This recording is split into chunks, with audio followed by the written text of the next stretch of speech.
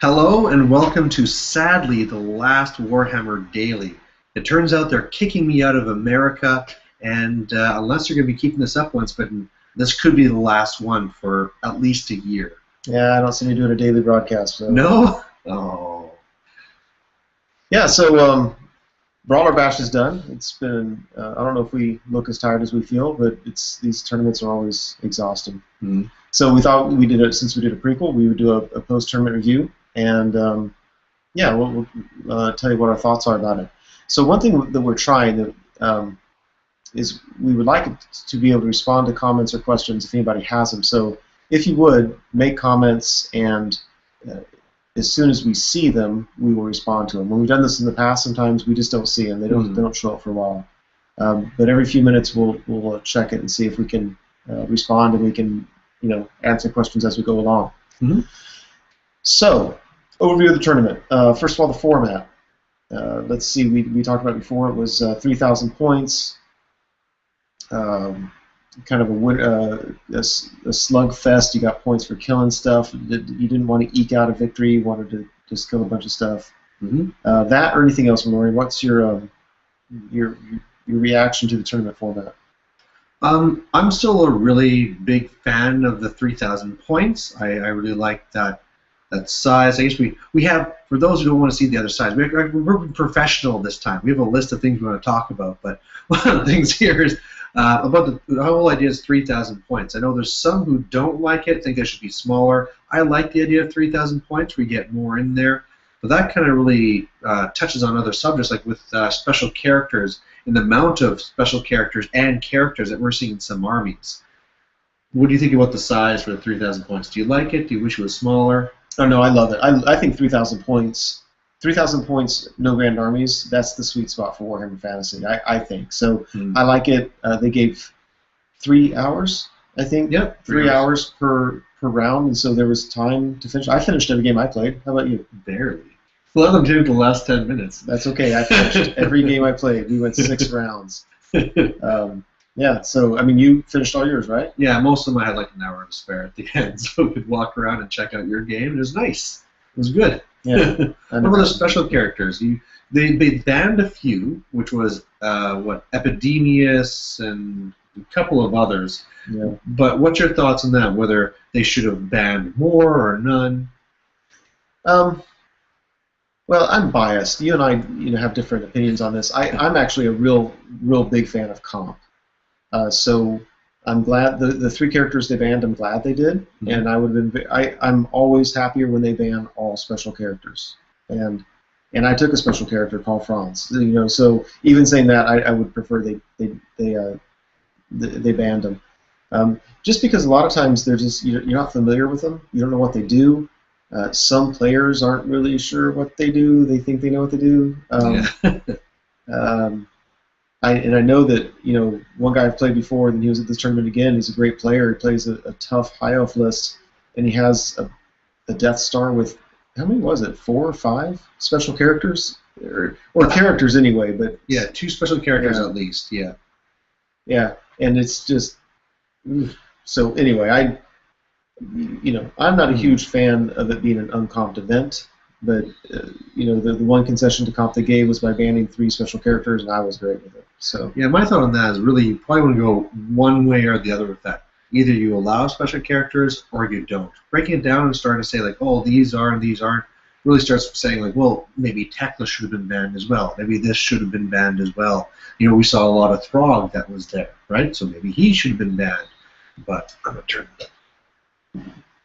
That's kind of my thought on that one there. Lauren's getting a phone call. Yeah, it's the wife. It's hobby time. She doesn't watch the channel, right? No. Yeah. Yeah. So, yeah. I mean, it's supposed to be the format of it is supposed to be designed to where you don't have these boring games where people sit back and just evade and say you can't come to me. Yeah. You need to kill everything, and because of 8th edition being such that you have to kill all units, all models in the unit to get the points, it really discourages gun lines. Gun lines don't do well in this because you can't kill. No, Well, I would say yes and no because unfortunately there's two other player types that's kind of messes with the system. One, there's those who don't understand that you really need to be playing all out, and they're still playing evasive, and all of a sudden that can really kill your hopes if you come up against them. Well, sorry, I went up against the evasive guy and I just didn't get the points. If I get a win, maybe I get say 2,000 points instead of the 4,000 plus you're shooting for. Right. There's also the other side where there's the people who understand that, and they'll be being more defensive, knowing that you're going to get desperate, saying, "Hey, man, this is a game for points. Rush in," and then they take advantage of it. Yeah, that's actually very true. There are some lists where normally you would have to be very aggressive, and you don't because you know your opponent needs to get your points, and so you. Yeah, I don't mind that. I don't mind that a bit. It just changes things up, you know. So I'm okay with that. And I like the fact that they're trying to reward people. It encourages a certain kind of list. It encourages lists that just kill stuff. Glass cannon lists, I think it does, because it doesn't matter if your stuff dies. You can lose all your points. It doesn't matter. Your score could be fantastic. I mean, on some of them, you need something that stays because there's the blood and glory, or the one where you need to have the fortitude in the center of the board. But for the most part, everything else, like, yes, go ahead, go and kill stuff. It's fine if you die after. Yeah. I can tell you my biggest surprise of the tournament was how many high-scoring games there were. Shit. I mean, like round one. After round one, it seemed like a third of the games had one person with 4,000, 4,500 points. I mean, that's a big win. It's tough to get that many points because you can only kill 3,000. They kind of explain how you get that high. I mean, of course, tabling could get you the 3,000 points from the other side. Then you have the general, the BSB banner, so that's a little piddling stuff as well. But as well, there's points from the scenario, say, like I said, having fortitude in the center of the board, plus you had your cards. And when you add all those together, then all of a sudden you could get up to close to 5,000 points. And if you weren't up there, it's funny, I was, hearing people saying, like, oh, yeah, I just got, 4,200 points. I'm going to fall down the tables now. So, yeah. That sounds pretty good to me. Yeah. I mean, yeah, you finish a game, and sometimes, I don't know, it was weird. You just didn't know. Like, he's like, I crushed this guy. He has like only a handful of models on the table, but you didn't do this. And sometimes it was a matter of, like an elf list with banners in fast cav, and so you shoot them up, and their banners die, but you didn't capture them, so you lost those points. Yeah, so... yeah, so you referred to scenario and bonus cards. So yes. Scenario, there's usually 1,000 points available, roughly. Yeah. Based on what? Having a model with fortitude at the center of the table. Getting character or fortitude to the other side of the table, keeping fortitude out of your side, killing characters, blood and glory, like we talked about. And I like that because the game, even though I keep on saying it's just about killing other models, it really isn't. You have to do other things. And if you forget about those things, it's huge points. Yeah. Yeah. Yeah. I got really lucky on that one where you have to be in the middle of the board. I was so busy killing stuff the game, I was like, oh no, and it's luckily I had a unit there to get points. But, especially if you want to be that highly competitive player, I mean, the first thing, you have to be aggressive. I'd say that's the first stage you have to get to. And then past that, you have to be really dealing with that scenario. Otherwise, you're just missing out. And it's a double scenario because, like you said, then there's the cards on top of that and things you got to pick there. Right. So for cards, they basically, since there were 5 games, they had 5 cards that you could choose any given game to use one of those cards. Once you used it once, you had to mark it down. You couldn't use it again. So the card had usually, I think, 500 points that you could get for doing something. And again, you and your opponent may be playing a different card. Yeah. And it also had a different, usually some kind of benefit that came along with it. So, just as an example, what's one card? One is where you need to be trying to get table quarters, and so if you do that, have more table quarters control at the end of the game. With fortitude than your opponent, you'll get an extra 500 victory points. However, the bonus is that a core unit gets to Vanguard or a solo character. In Vanguard, right? Yeah. Yeah. So that was like kind of a different strategy overall. Is what card do you choose for this particular matchup? And to what extent does it matter? Are there cards that you were trying to get out of the way earlier that you wanted to save certain cards for later? Yeah, like I know game 1, and we'll go over this later, but I played Ogres, and I thought that Ogres would be a good matchup for me.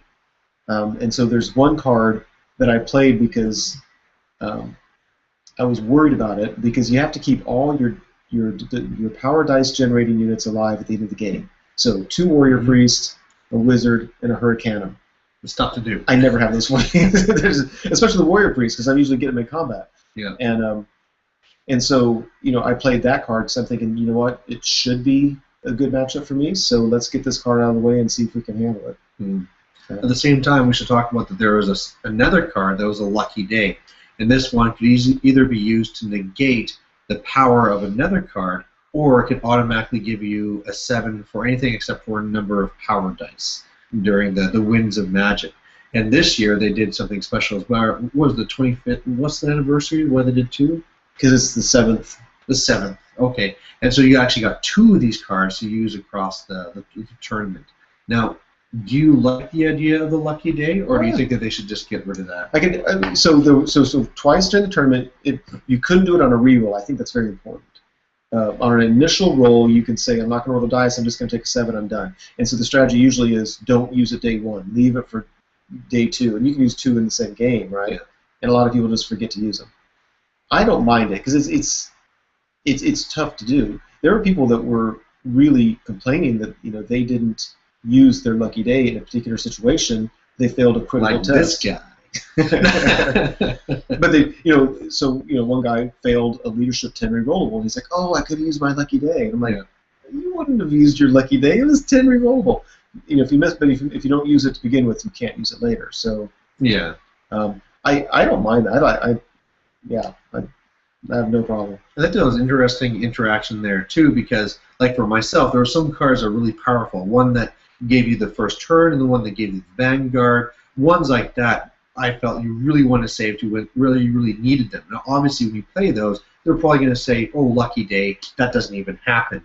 And so I tried saving those to the second day so that people wouldn't be using their lucky days. But I think it even happened for most people that they would forget to use their lucky days, or they were saving them till they really needed them. So actually, it seemed more lucky days were being used on the second day than on the first day. Oh yeah. So apparently that was a little bit of an error on my part.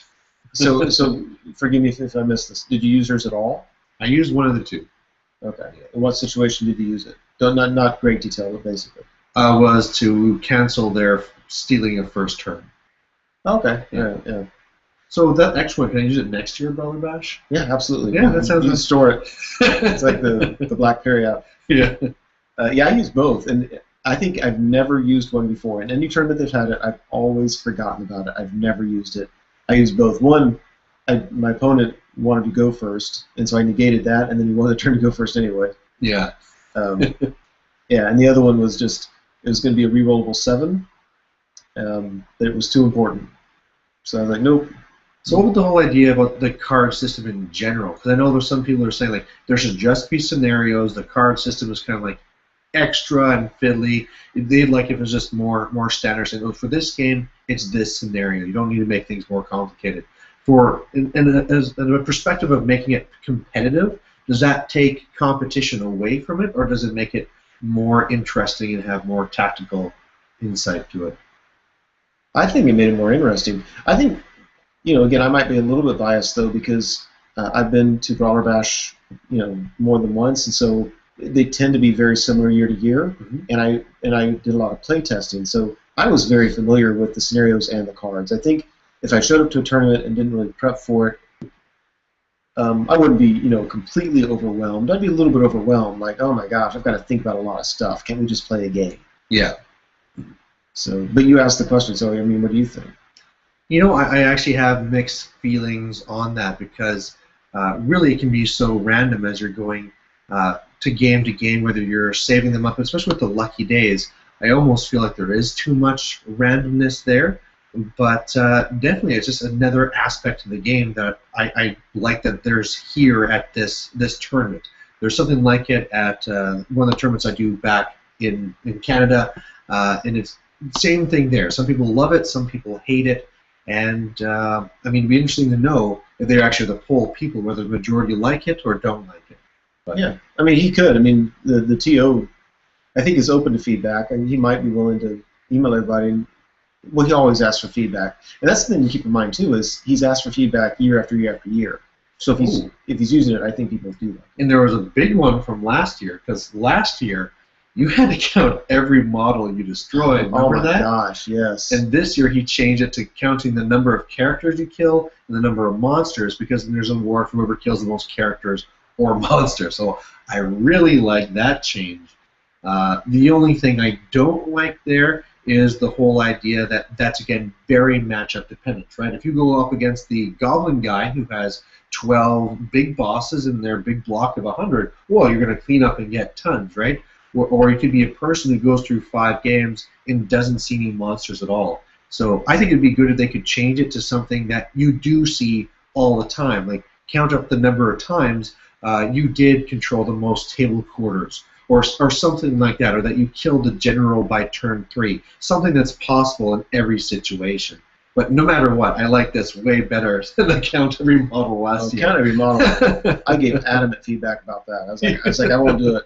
I don't care. But I think those aren't big awards, and there's not a lot of pride in them. It's just kind of fun. I think they actually have a lot of money to give away because they don't pay rent for space. Yeah. And they have all this, so they're looking for prizes to give away, and so they thought that would be. I think their thinking is that they're looking for things that are just kind of fun.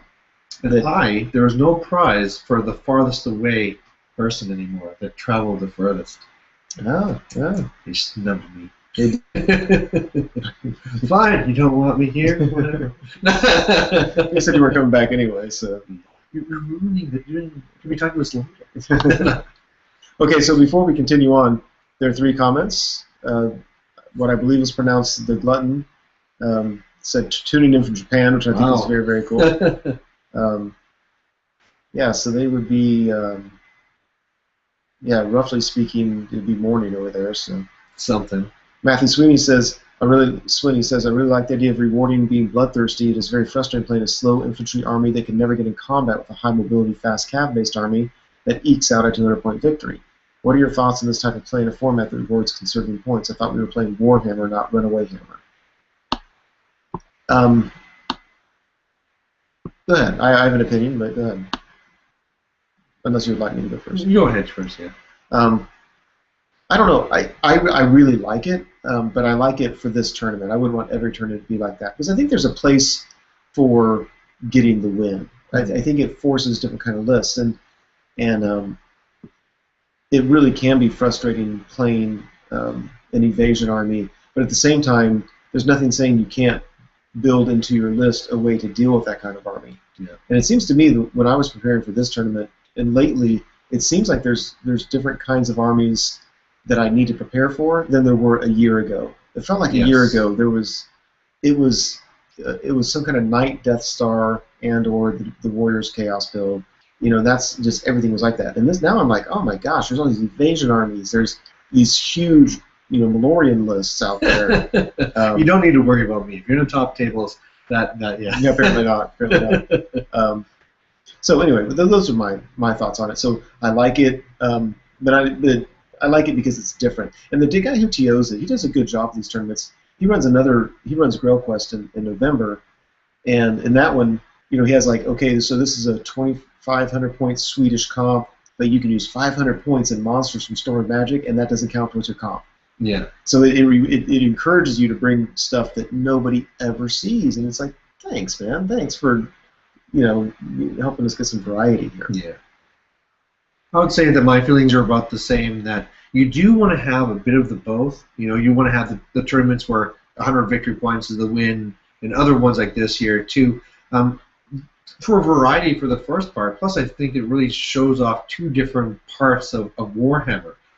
One of it's showing, just go out there and let's roll some dice and let's kill some things, right? Just kind of, I feel a game like this more embodies the spirit of Warhammer, whereas the other one, where you're playing more for that 100-point win, is a little bit more tactical in the sense of, it's not all about just blindly going out there and trying to kill whatever you can. You have to be careful, you have to preserve, and there's a lot more thought to it. And those really bring out different armies. And, if you're in an area that's only doing one or the other, you're going to really see certain armies really come across and being the real power armies. And if you're, let's say you're here and every army is based like Brawlers, but you're a Wood Elf player, you're just going to lose interest in the hobby, really, unless you decide to go like Forge a Treekin or something. So I'd be that guy. We know. Yeah.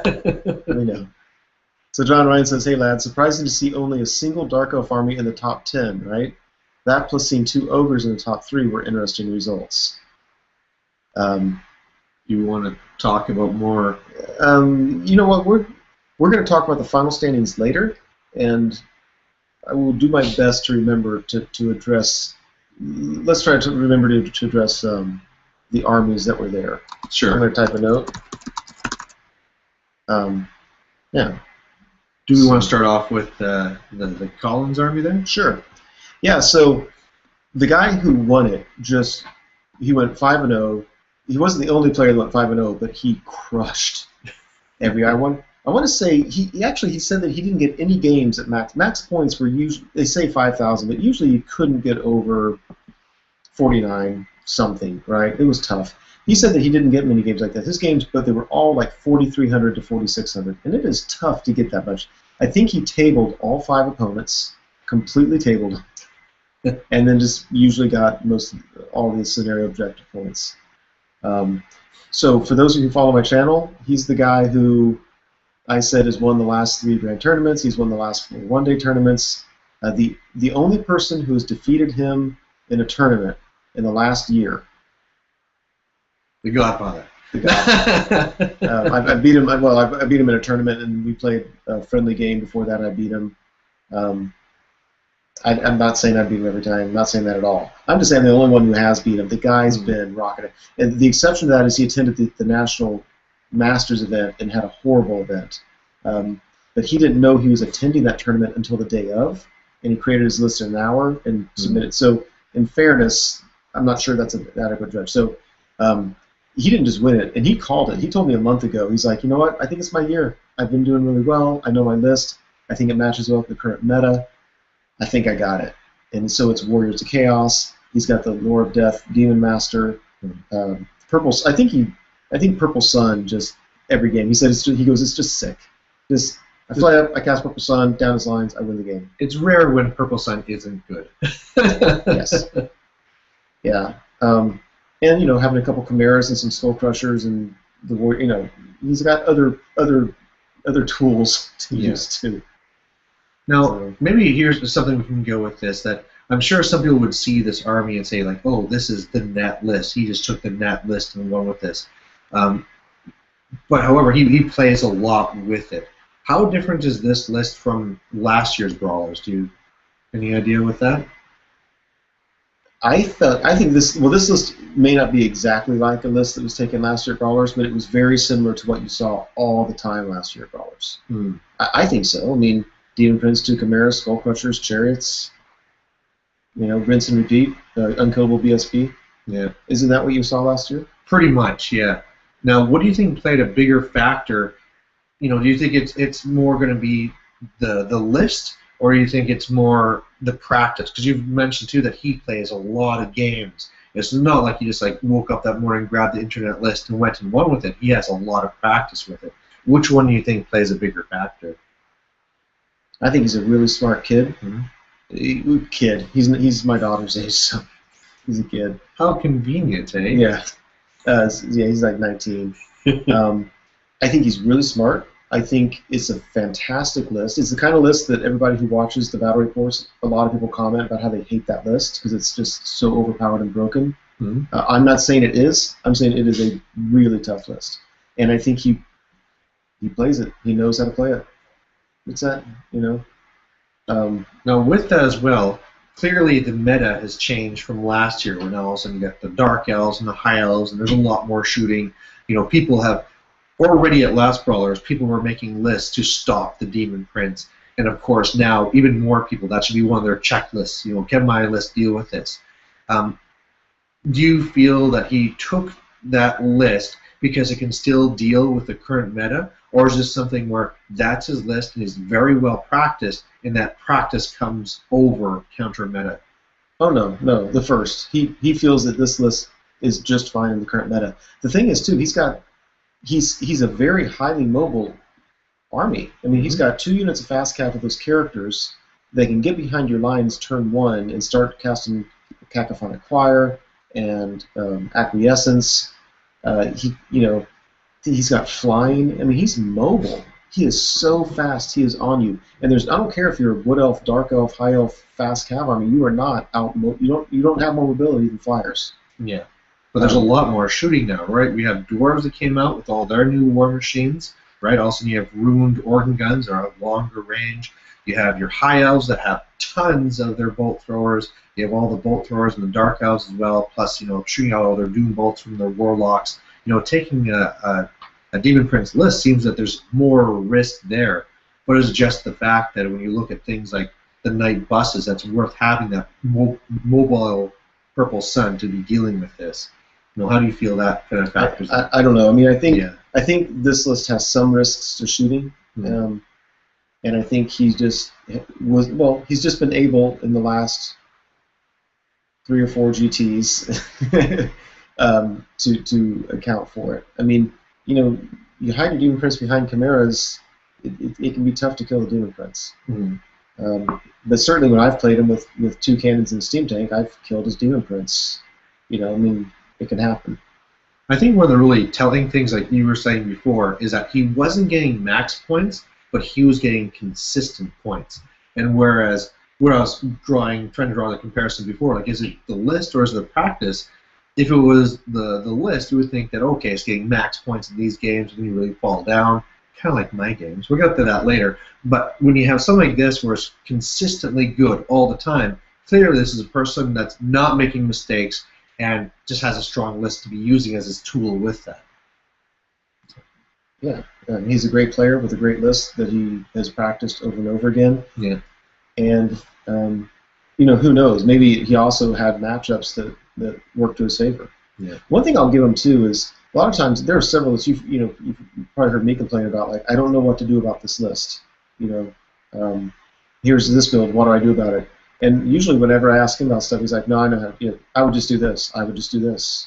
So it's like I love the comfort level that he has with this list. That's what I want to have with my list. And I would take that list, if let's say I have an Empire list, I would take it to every tournament because I love that feeling like whatever you throw at me, I have a counter. And it may not work and I may lose, but at least going into it, I feel like I know what I need to do. So, do you know if he played on the top table at any of those points to be on the Twitch feed? I would assume he did, but I don't know. I wasn't following that closely. Do you have anything more to say about his army? Or do you want to talk about that? Sure. So for those who don't know, they actually recorded these all on the Twitch feed that they had there. So I'm pretty sure if you go to Twitch, and there are probably things like Bull City Wargaming, or if you just Google Bull City Wargaming, go to their site, you can probably find it there. Maybe. I would think the Brawler Bash website, which is on bullcitywargaming.com. Yeah. Go to the Brawler Bash, and I'm sure there's a link for Twitch. So you can watch all those there. Yeah. One of the things we were going to talk about this here is I think it's really great that they're doing this Twitch thing and people are able to see this. Do you feel that some people are intimidated when they go in there, that maybe they don't like it? Yeah? Yeah, some people kind of like it.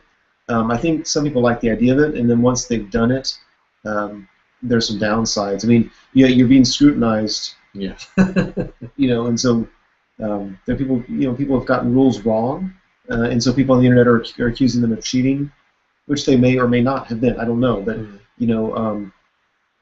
and so you play a game on table 1 of a tournament, you do well, and you're feeling good about yourself, and then you read on the internet everybody says you're a cheater. It turns people off. So I've heard people say that when they're on table 1, they'd rather not play in there, and they had the table 2 play in there because they just didn't want to do it. Do you think you want to get to the point for future Brawler Bashes that if they want to keep on doing the Twitch thing, that they almost have like a waiver saying that, it's okay that I'm going to be up here, I'll be on Twitch, so they don't come back saying, hey, I was slandered, I was attacked personally, why did you put this up on Twitch without my permission? Or is this really just, come on, guys, this is just for fun, let's just when you walk in the room, games. When you walk in the room, there's a dude sitting there with 2 cameras. Yeah. You know what's going on Twitch. The whole thing is being. So I don't know legally who the hell knows, but they know, and they're always forced to play on that. Anybody could say I don't want to be on the internet. I'm in the Witness Protection Program. I don't want to be on there. It's whatever. The way I feel, I mean, I would have no problem if they had a Twitch feed on all the tables, right? You shouldn't be really worried about scrutinized. It's really something where you should be trying to, just be playing your best. If anything, it would probably help you. I mean, for some of the stupid mistakes I made, I know if I was on the Twitch feed, people are going to be making direct comments on it. I might be a little bit more careful and would have made those mistakes. So it could have actually helped people. Maybe. I think, yeah. Not everyone's as foolish as me. Yeah, I mean, we broadcast all our games. I mean, Yeah. But at least then I can put a nice little spin on it. It's not live. Okay, so I'm checking comments again. I kind of like that we can figure out the comments thing. Mm-hmm. Oh, no, wait. So 2 people are viewing from Japan. That's cool. Nice. Did the new Wood Elves do well at all? They didn't show up. There was nobody there with them. Unfortunately, there was lots of drops. That's one of the things we were going to talk about. There's supposed to be around 140 to start, drop down to 92, and some of those turn out to be the Wood Elves. So that's really unfortunate. I really wanted to see them. I mean, if one person just showed up, they would have won best in race, There was a trophy they just kind of gave away to one random person just because, or plaque, rather. But yeah. I know that I would want a lot of practice with a Wood Elf army before I brought it to Brawler Bash, because like you said earlier, it's not Wood Elves typically aren't designed for this kind of battle, and so if I play tested a lot and I knew what to do with them, great. But just getting the book, taking an avoidance army and playing in a tournament that doesn't reward avoidance, I can see why people didn't do that. There were no Wood Elves, or also no Beastmen. Yeah. Any other comment on that, on abandoning the Beastmen and let them go dusty? Yeah, I just love Beastmen, but I would have lost every game. I would have lost. Keep in mind that after you lose the first one, you play chumps like me, and it gets easier to win. That's true. So I would have won a few games. Yeah. Hi guys, the winner played last game at least. He was really good at using those mages and fast cap to support combat at the right time. Yeah, yeah. And you can say all you want about being a point-and-click army. Put a bad player with that list, and I'll beat him every time. Not every time, but this guy is a good player that knows what he's doing, plays wisely and well with a great list. So, true or false? Doubles tourney was better than the main tourney. Oh, that was Shimmer Glue. You can talk about that. I would say that as a whole, I had more fun during the doubles tournament rather than the regular tournament. I mean, but really that's what the doubles are supposed to be. They're more wacky, they're more silly and stuff like that. It would have been interesting if it had been actually the more games, if you got 5 games rather than 3, but of course this is kind of like a little fun thing they added on. But, I really don't want to say that one was better than the other. I mean, I saw the doubles event as a really fun event. You can't really take it too seriously because there's so many silly combinations you can start getting between the different armies. I mean, for us, one of our biggest things is took 3 Doom Divers, 3 Rock Lavas, and first turn we're destroying your bunker and killing your general, right? It's just, normally there's not that firepower. But it's also great to go into then the regular tournament and then say, all right, this is now all on me. It's time to get serious and let's try and win some games. Some of us doing better than others. But yeah, they were both great events, and I really like the fact that they had both there. Now we have to kind of convince them that next year, the Monday after, they'll be like the, we're going to call it like the YouTuber round robin. Oh my gosh. No 4-day tournaments for you? Man, I had a lot of fun, but I'm done. I mean, these tournaments get done, and I'm ready to quit the hobby for a while. And I can't, because I can make the damn battle reports. Yeah. Yeah. Let's see. Late to the party, but what were the banned characters? And you mentioned that Wood Elves player dropped out. Why is that? Well, it's impossible to know why people dropped. They were scared of us. Yeah. Well, keep in mind, too, this tournament, not all that many people dropped at the last minute. There's a lot of people that just said they were going to come, they never paid, and eventually said never mind. So it wasn't like everybody, that many people dropped for last week. The banned characters, what were they? There's Epidemius, because I think they're worried about the portal. Yeah, that was the big one. And the other 2 ones, I can't even remember what they were anymore, to be honest. Neither do I. I would think that Throg should have been one of them, but wasn't. He wasn't. Teclis wasn't. Was it a high elf one though? Maybe Ariel or whatever her name is, the Ever Queen. I think so. I forget why that guy didn't take him. I think the thinking was that there were some characters that somehow kind of broke core mechanics of the game. He wasn't worried about a character being overpowered. It was just, yeah, that's what he said. And trying to keep it to more plain Warhammer. Yeah. So Matthew Sweeney says, I'm a Lizardman player. I feel like I have a really bad matchup versus the typical Warriors of Chaos list. Mm-hmm. Have either of you seen or thought of any good counters for Demon Princes other than cannons? The best thing I've come up with is a tooled out Old Blood, which of course you're less mobile, so you may or may not. I mean, if you get the Old Blood in with them, I think they're tanky enough they can just sit there until you cast Purple Sun for you. Well, I mean, some of the things you can do as a Lizardman player is take of course, first the Skink Cloud and try and deal with it that way. If nothing else, you should at least pull off the Charm Shield, and then you need to have some sort of offensive magic on your slam, whether it's death magic or what have you, banishments, to be able to take them down. I mean, those are your real tools, or those two. I mean, you can try and go for the Old Blood, but it's a lot of points, and you're trying to hunt down a model that flies. So ranged options are your way to go. Yeah, and the Demon Prince isn't trying to get in combat with you, and he's trying to stay away, right? So he's just flying around casting Purple Sun through your ranks. So I don't know. That's a great question. I don't know. I haven't thought about the Lizardman not having good tools. I mean, poison. So chameleon skinks, I think, would hurt Demon Prince. Ancient Stegodons with the sharpened horns. If you can figure out a way to get the counter charge, draw them into something, and then all of a sudden they're doing impact hits with D3 wounds, that can be a Demon Prince killer. But again, you're trying to stop something that flies. So unless you can trap them in somewhere and counter, it's difficult. Yeah, but Lizardmen have a lot of poison shooting, right? A lot of skinks have poison shooting. Oh yeah, not just chameleon skinks. Right? Yeah, they all have poison. Yeah.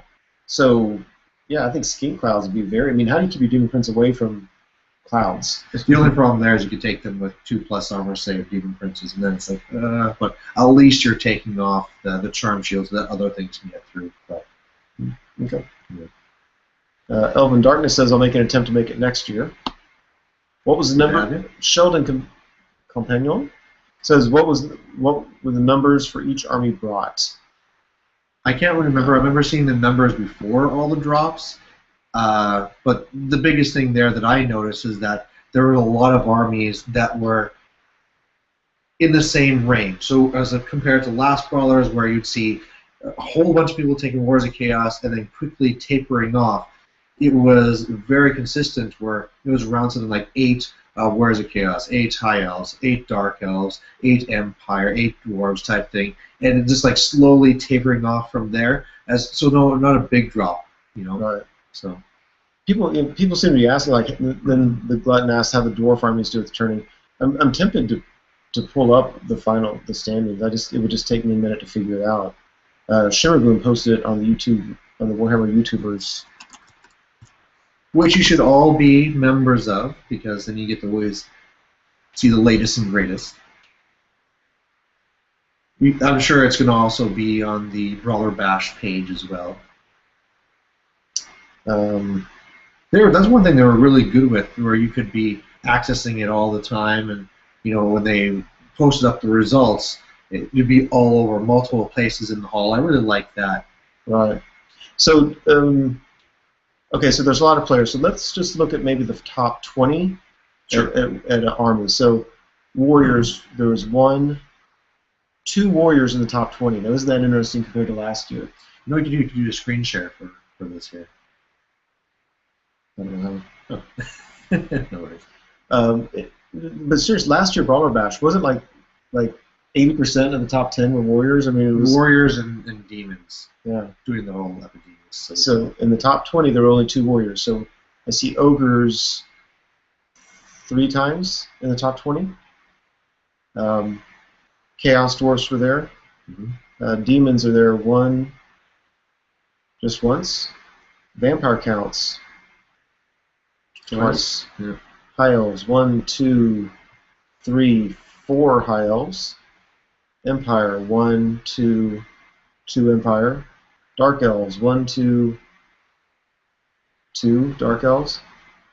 Bretonians were there. Orcs and Goblins. Was it me? No.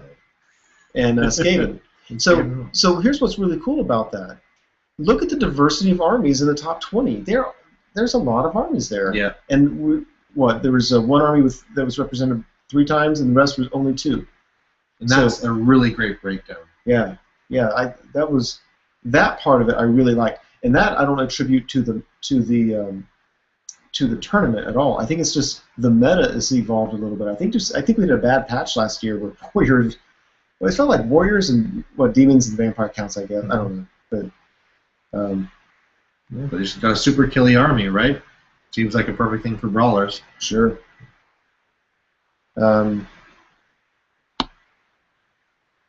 Yeah, so Chris the Conqueror? Chris the Conqueror says it's really sad about the Wood Elves. Recently sold my dwarves for Wood Elves. Well, then you should have brought them. You would have won first place for all the Wood Elf players. Yeah.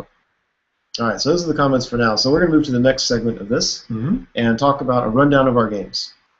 I have nothing prepared for this. It'll be off the top of my head. Do you have a preference going first or second? Well, it's your channel. You should go first. Cool. Okay, so yeah, I was so if you watched the prequel, I was so stressed out because I heard that I was going to be playing a dwarf army, and the dwarf army was comprised of 3 hordes, like 40 slayers, 40 hammers, and 60 warriors with great weapons, a bunch of characters, no war machines, 1 gyrocopter, that's it. And I'm like, I don't know how to deal with that. I wish I had Purple Sun because I don't know.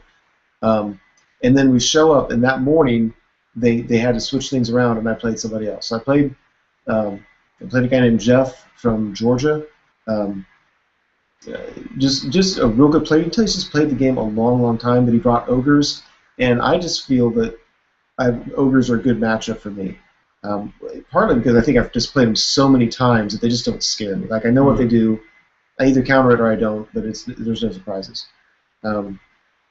Yeah, so I went for the card that said I have to keep all my guys alive, and I just took my warrior priest right out of the halberdiers, hit him. I was not. I can tell you, turn 1, the special rule. Well, anyway, turn 1, I just didn't cast much magic. I just didn't care enough. It wasn't worth losing anything. The 500 points more important. No. One weird thing about it, so being in their deployment zone and keeping your opponent out of your deployment zone was huge. Well, there's a point of the game right at the end where, and there's spoiler, by the way, spoiler alert. Big spoilers. We're running down our game, so if you don't want to know, then you just need to stop watching now. And when you come back to watch it, just watch the battle reports first. Yeah. So spoilers. But there's a point in the game where things just really turned out in my favor. I'm almost tabling them, and it really all he has left on the table is his unit of Iron Guts with 3 characters. 3 characters left in it. And the Iron Guts have been somewhat depleted. And it's just kind of we're both kind of in an awkward position. But we're right near his deployment zone, and I've actually gone past him with my knight. So I'm in his deployment zone. We're not real close, so it's going to be a weird situation. What's going to happen? But he's nowhere near my deployment zone. I use a cannon. He has like a 1 Mournfang left. I kill the Mournfang. Rerollable 10. Fails. He flees. Runs right to my deployment zone and rallies. What can you do? I will probably say darn it in the battle fight a few times. Oh, are you kidding me? I didn't want him to fail because I was going to be able to shoot him up. I said I had plenty of options. I called Franz. I got to attack first. He was depleted. I felt that there was a chance I could table him and just get max points. And so instead I got 3,500 points. So out of a max of 5,000, when you get 3,500, I knew right then that I'm not out of the possibility of winning it, but my chances got hurt a little bit. So I'm always grateful for a win. I was disappointed. I had one really dumb mistake. Just made a dumb mistake that didn't. Basically, I took 1 unit of demis and they didn't do anything all game long because I'm dumb. That's it. And contrary to popular opinion, demigriffs are useful. Turns out. Turns out. Would have known. Yeah, they would have come in handy. So that was game one. So after game one, I'm feeling pretty good. Got a nice solid win. Do you want to go 1-1, 2-2, or how do you want to do it? Yeah, that's a better way to do it. So your game one. My game one was a grudge match against another Orc and Goblin player, and I actually had this is Jekar. He's from the Bromance Wargaming. They're another YouTube group. But some people actually were saying like, "Oh man, you got an easy first game. You should be getting lots of points here." And of course, with my list, I guess we didn't really cut here till after. But I have 3 troll hordes, another horde of 7-droid bigots. They're supposed to go across and kill things. But he also knows very well his orcs and goblins had a whole bunch of chaff to slow me down. And the worst thing is he knew to go and shut down and destroy my bunker, because if my general dies, it's all useless. And so I went for the card that said that I'd be getting first turn. He used Lucky Day, shut it down, and then things went bad from there. He was able to kill off my general.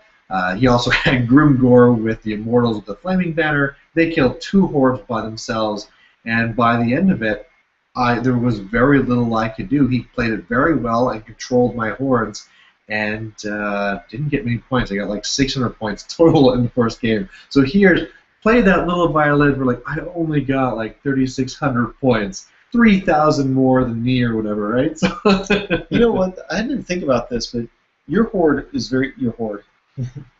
When I say Malorian's list, you can just say horde. They're interchangeable. Yes, it is.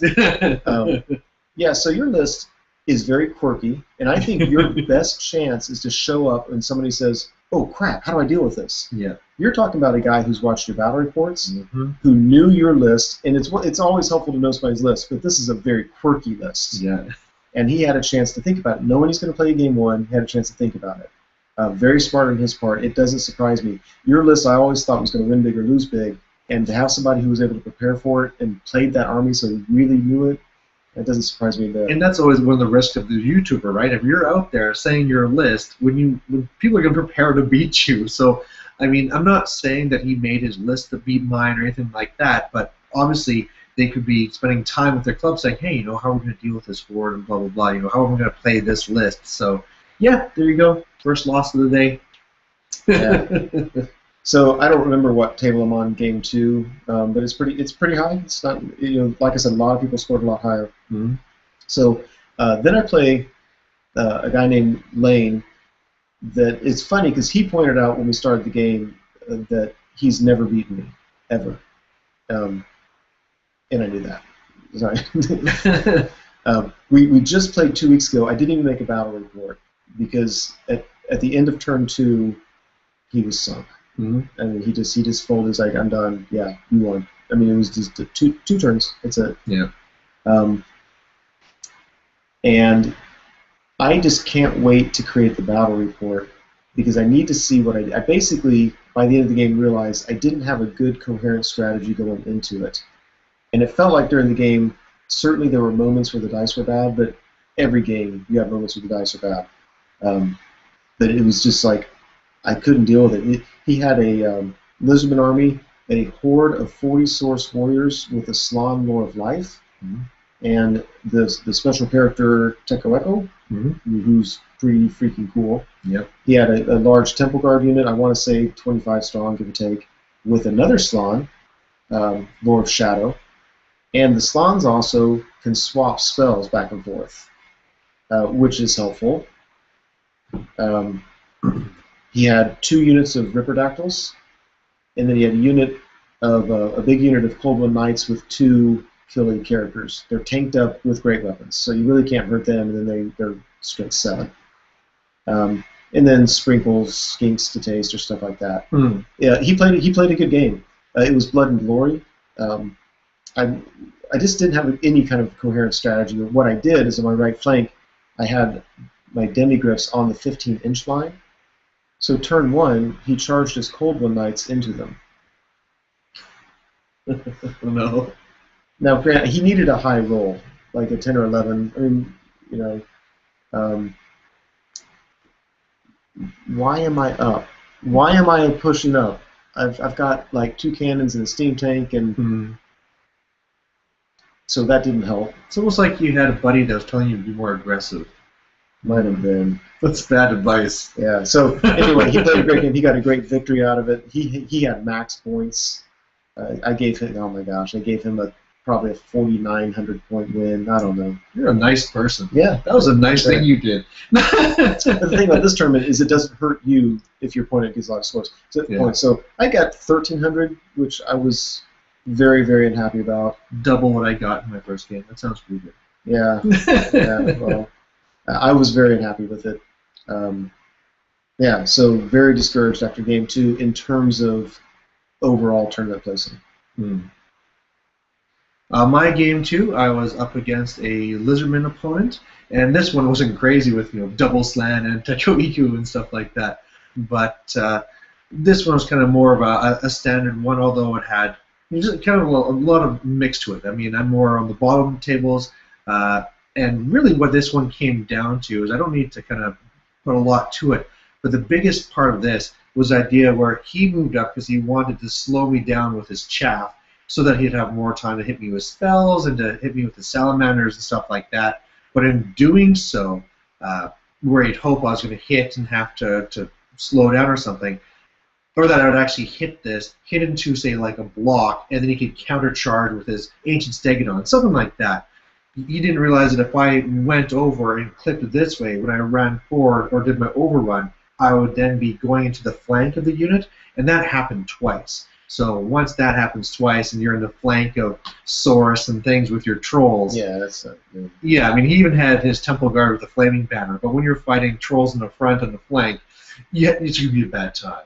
But even then with that one, I probably got, it wasn't even in the 4,000s. I think it was like 3,800 points, just because there's still elements of it I just couldn't catch down, and I don't believe I got my card either. So that's, again, I mean, you can be kicking butt, but if you don't focus on that card again, you're going to miss on that extra 1,000-ish points, Sure. And you're just not getting to catch up with everybody else. Yeah. Well, yeah, because, let's say that in a 3,000-point game, you kill 2,000 points of his stuff. You kill 2/3 of his army. That's solid. That's huge, yeah.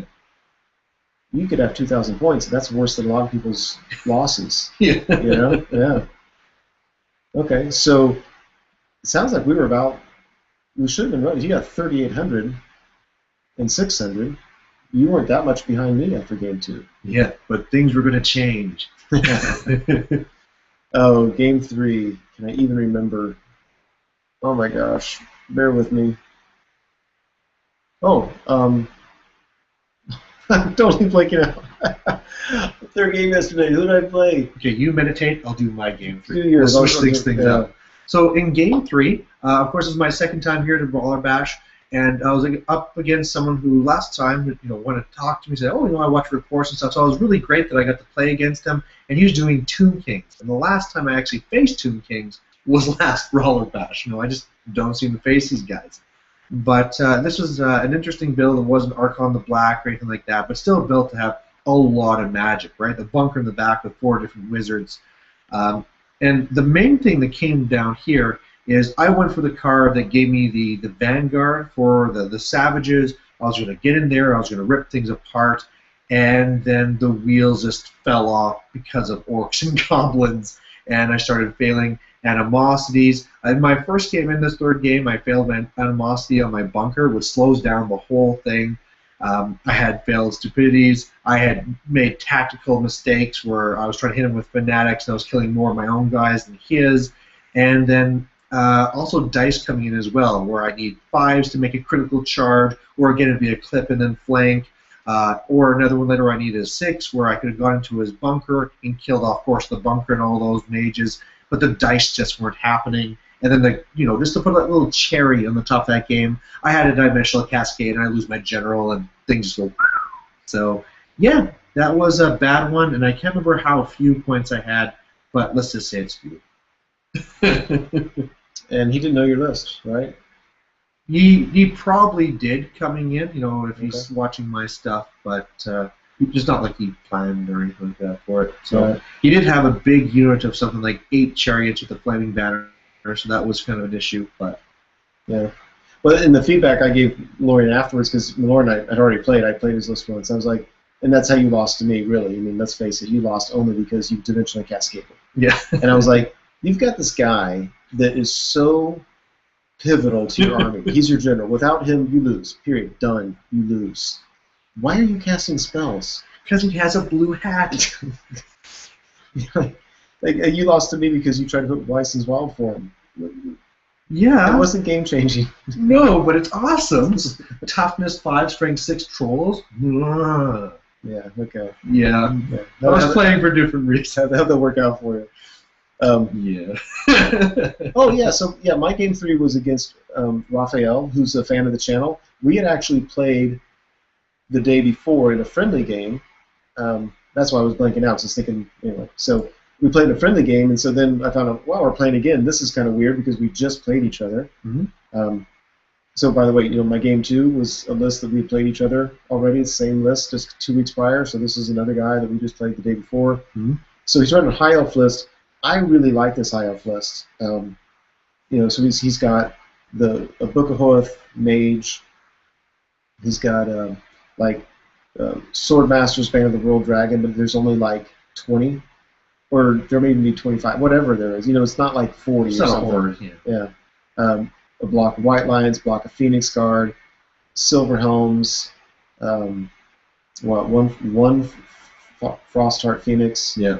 There were a few bolt throwers, 3 at least, maybe 4. So a bunch of bolt throwers, some fast cab. Add your CZ into it. But I'm thinking, wow, this is like kind of a diverse little high elf list instead of, hey, all my points are in one unit, deal with it. Mm-hmm. And he's a real good player. He actually ended up taking 18th in the tournament, so he's a real good player. Mm-hmm. I don't remember the cards I played. I don't even the scenario. I think was just battle line, but yeah, it just everything went my way.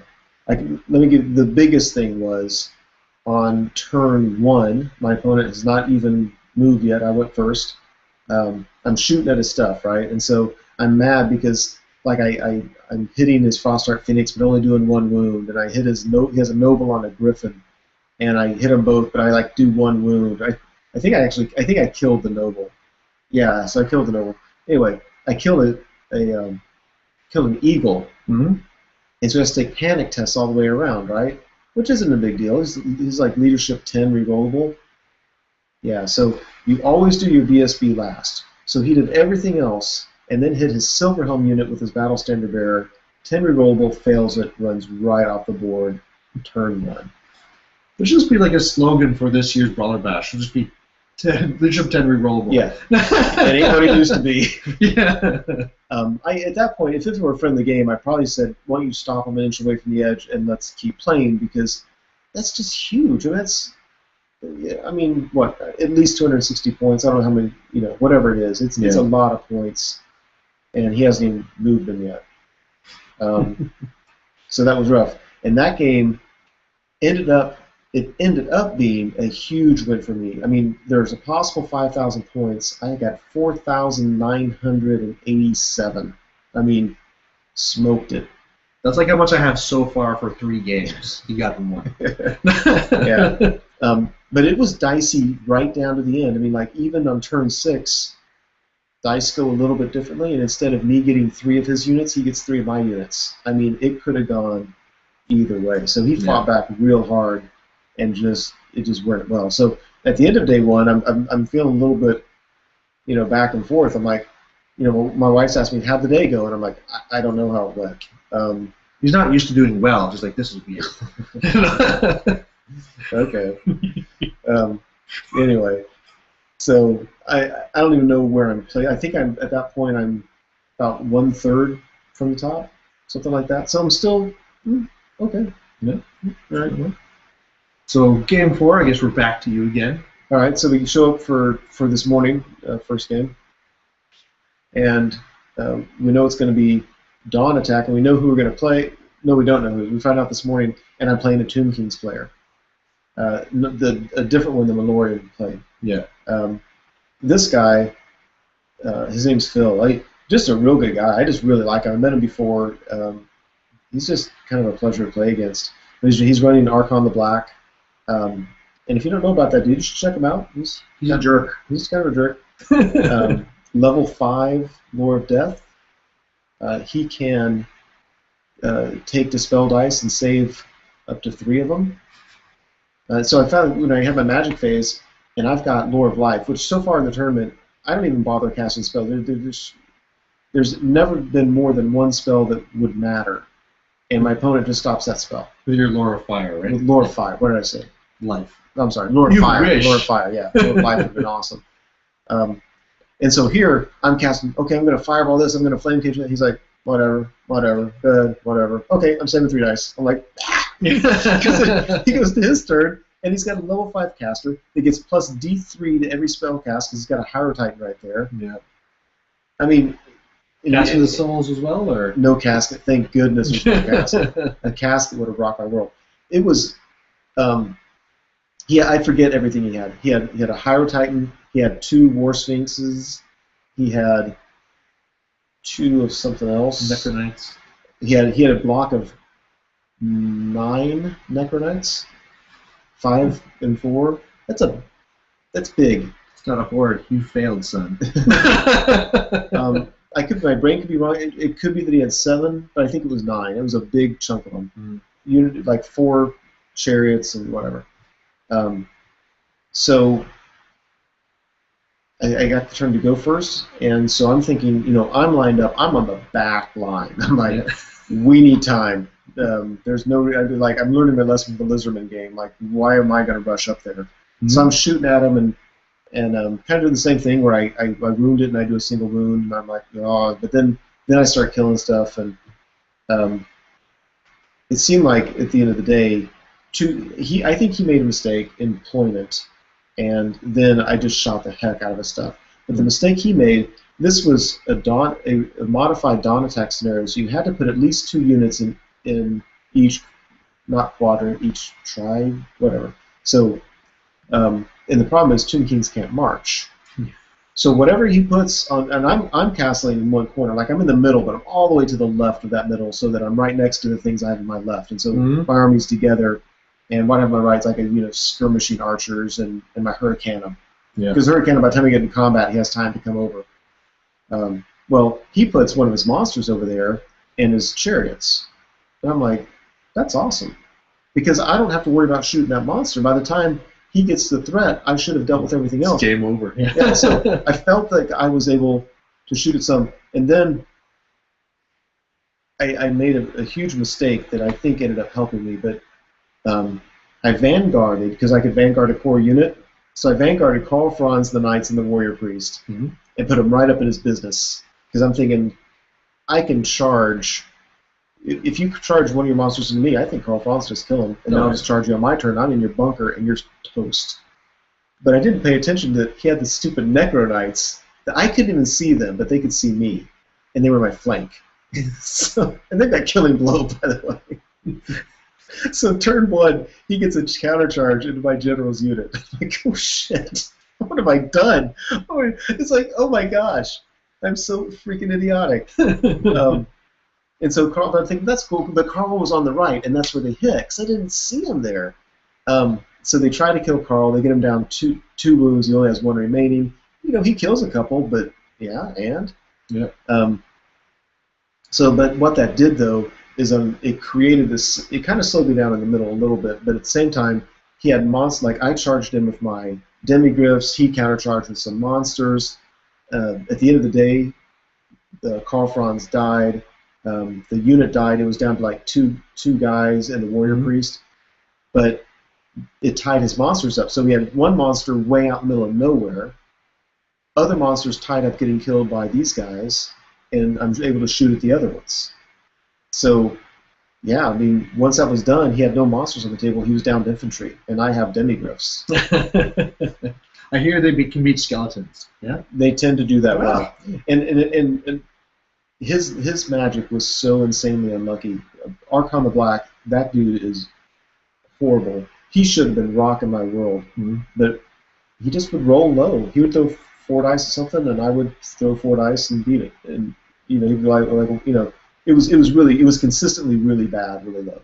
if I were him making a battle report, I'd be griping about the dice because it was really bad, and that really could have swung it. I mean, I think twice Purple Sun didn't cast, and it should have. I mean, so.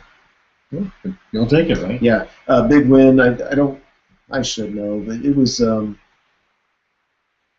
40. I'm going to say 42, 43. It was a good solid win.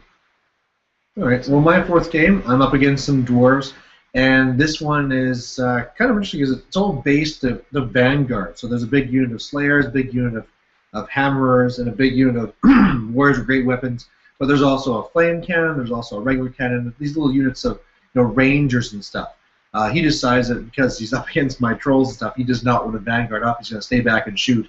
And that's an issue because flame cannons really don't like trolls. That template is hitting tons of the trolls, wounding on 3+, no regen, and then D3 or D. Is it D3? I think D3. It's just it slaughters trolls. So meanwhile, I'm trying to walk towards this. He's setting that up, and remember, he has hatred against me. He has the horn, so when he decides to charge in, he'll have +1 attack for everybody. So it seemed like really bad. So I'm going to go up and try and deal with this. Get hit once onto my river trolls, lose half the unit, which was bad since my card was keep your most expensive unit above half. And then the real changing thing there is that the next turn we would have decimated another unit. The flame cannon explodes, so it doesn't kill anyone. It's out of my way, and all of a sudden I can just start getting there and killing stuff. And basically I ground down and was able to kill pretty much everything. But at the end, I couldn't catch the general, and I was so busy trying to get in there and trying to kill stuff, I couldn't actually do my card either. Well, the card failed because of that, but the scenario points as well, I didn't really get as much there either as I could. So I think I ended up there with, say, 3,800 or something like that, which I thought was pretty good.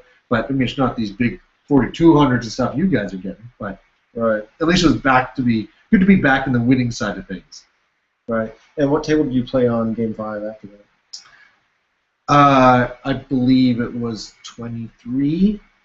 So I was doing okay. Okay, about mid-pack by that point? Yeah. Okay. All right, so we go to Game turn 5. 5. Game 5. It's back to you. No, you haven't said your Game 5. Okay. I thought we were kind of whatever. All right. It was your meditation lapse. Okay. So Game 5, it was so funny. First off, I'm playing a guy named Zeke. I really like this guy. I've known him for years. We've played each other a couple times. He's a really, really good player. And he's playing the list that I feared most. Now, I want you to appreciate that the list that won the tournament, that went undefeated and slaughtered everybody, I didn't fear because I've played it enough. I'll beat it or I won't, but I know what I'm trying to do. And this guy has Dark Elves with Hellebron. He's got a large unit of Witch Elves, no Cauldron, but Witch Elves with Hellebron. So they've got the double frenzy, so 4 attacks each. So it's 60 attacks for that board. Then Hellebron as well. Yeah, rerolling to hit, rerolling ones to wound, and Hellebron herself is 7 attacks plus D3. She's insane. Yeah. Then he's got a horde of Executioners with a special character there or whatever. But for whatever reason, they also had double frenzy, super frenzy, hold, and I'm like, I don't know what to do. I'm part of my club, right? I'm running up to this guy that I talked to earlier. He's like, oh, you can deal with Hellebron. I'm running up to him like, how do I deal with Hellebron? I have no idea. What do I do? And he thought, he's like, well, do that. Oh, you can't do that. Do that. No, you can't do that. I got nothing. I don't know. So his list, otherwise, he had 2 units of Warlocks, 3 units of Fast Calf, 4 Bolt Throwers, and 10 Shades. I think that's his list. I don't know. So the one piece of advice that my clubmate did give me was, do not let those hordes get in combat the whole game. I'm like, well, fantastic, because, yeah, I'll just do that. Yeah. Yeah, so I can't wait to do that battle report. That was an intense game. So, yeah, I'm able to get Flame Cage off on his Executioners, and then I'm able to kind of bait him into a charge. He makes he needs a 7 rerollable, or else he's gonna have to charge and just get totally plummeted. So he doesn't have to make the charge, but he's just stuck there a turn, and just everything's going my way. Like, I'm able to kill it. I'm able to deal with this chap. My demis are out there charging his fast cav. He's fleeing. one warlock bus, unit just runs off the table. And so usually there's one thing at a time within my Hellblaster volley gun. So there's fast cav, but there's nothing really to shoot at. So okay, I will kill the fast cav. And I'm just able to use my 5-man unit directors and my 10-man archers just to kind of chaff up his blocks. And he just can't quite get down the field. Meanwhile, every now and then, so I'm hitting the Hellblaster at his Witch Elves, killing a bunch, and then I'm throwing fire spells at his executioners and kill a bunch. And I have to say that the reason I brought Lore of Fire was because I was worried about this list. And it worked like a charm. It worked like a charm. And the beauty of it was we're like at turn 5. His executioners, I basically parked a unit fast, my archers right in front of me, had to charge him, totally took him away from my lines. And then I cast Fulminating Flame Cage on him after he'd reformed. And he said, screw it. And he says, I'm going to have to charge your steam tank because I've got to get some points.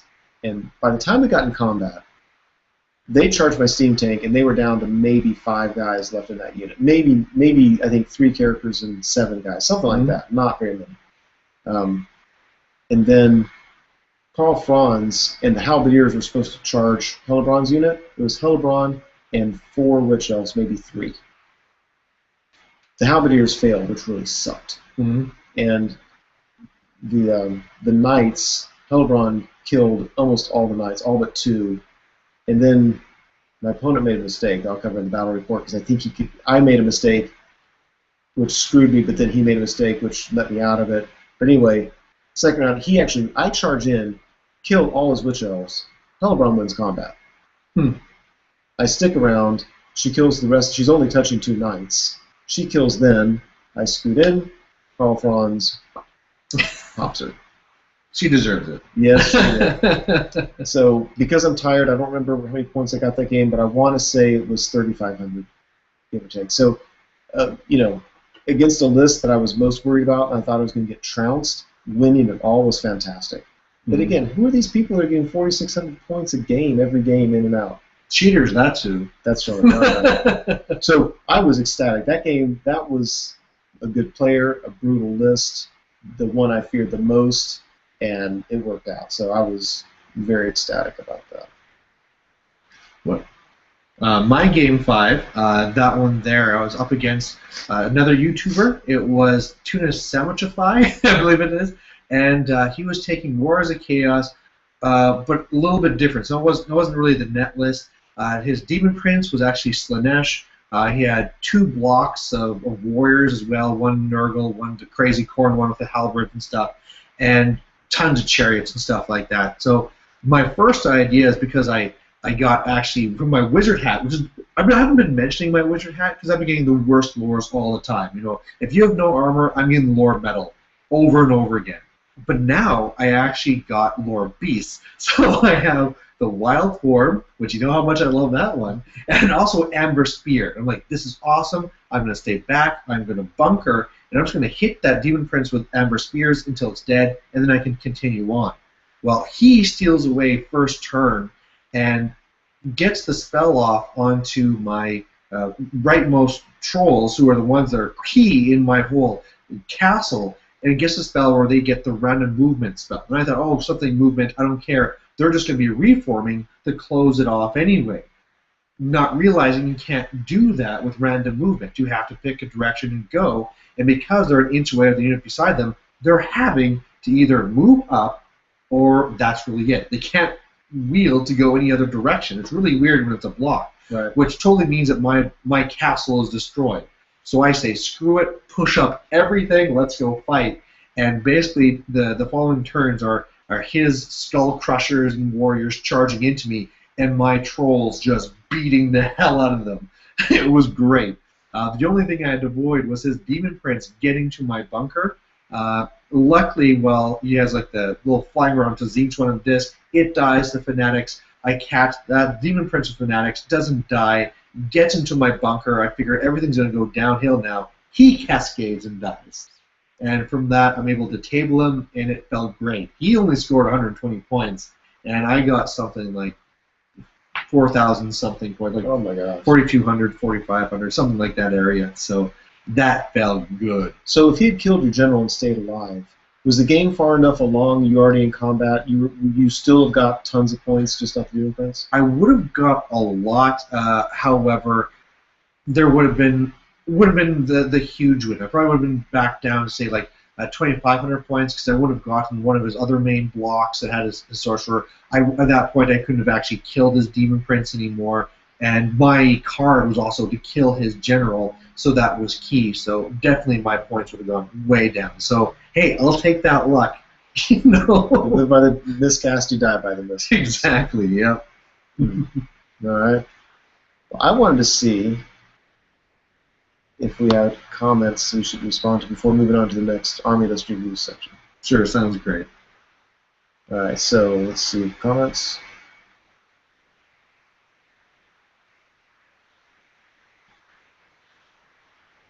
Dead air time. Oh no. Okay. Yeah, we're professionals. We're just finally at the point where we have a list of things we're going to talk about instead of talking about things randomly. We'll get there. All right, so Manic Moment says, isn't this issue of Twitch just an exaggeration of the issue of everyone increasingly posting the battle reports online? I had a battle report that reflected badly on me some time ago because my opponent didn't know I was tired. I wasn't forgetting rules, but I didn't give him a decent game because I was playing very cagey and cautiously. We got along. I went to the comments hoping to chat online about the report, only realized I was being bitched about. It also made me realize how easy it is to take something out of context and battle report. A good battle reporter can ensure they come across they didn't have an issue with their opponent. If a good battle reporter didn't have an issue with their opponent, maybe they could just not post the report. On the other hand, with a Twitch stream, there's no moment of reflection before the information goes out, as far as I can see. There's also no moment for the player to explain to the viewers the context. They don't get mad if this other opponent and be very risky if both players not on the ball. I think that's some good points. I mean, yeah. The Twitch, there's a lot of problems with the Twitch. People are seeing what they expect to see sometimes. They don't know the context. They can't really. You can hear people chatting, but it's hard to follow what's going on if it's a 3-hour game. In a battle report, you get the condensed version, but I think there's some value to that.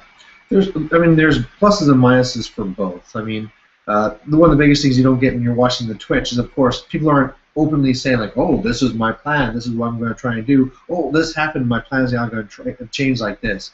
So, I mean, each one has their pluses and minuses, but yeah, I mean, I try. I mean, when something comes up, I try not to in battle reports say like, "Oh, this guy was a jerk," and to change the facts and stuff like this to make them look like a jerk. But sometimes we make our battle reports we're tired, and things come across wrong.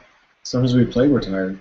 Yeah. Sometimes we play and we're tired, and we get up stressed, and we start thinking we're playing 7th edition instead of 8th edition, and when that's caught on Twitch, then people jump to saying, "Oh, hey, he was cheating."